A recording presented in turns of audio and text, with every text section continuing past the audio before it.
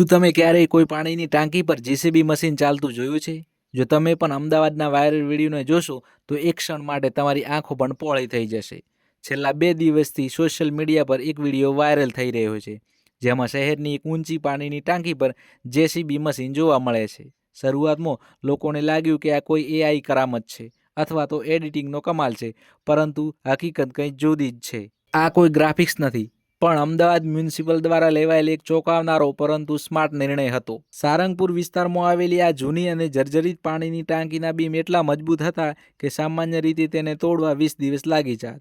પણ એએમસીના એન્જિનિયરે મોટું જોખમ ઉઠાવીને 2 મોટી ક્રેનથી જેસીબીને પાણીના ધાબા પર ઉતાર્યું. આ એન્જિનિયરિંગ જુગાડથી જે કામ 20 દિવસમાં થવાનું હતું તે માત્ર 48 કલાકમાં પૂરું થઈ ગયું છે. વિદેશી ટેકનિકને દેશી અંદાજમાં અપનાવીને એએમસીએ શ્રમિકોની સુરક્ષા પણ સુનિશ્ચિત કરી છે. તમને આ આઈડિયા કેવો લાગ્યો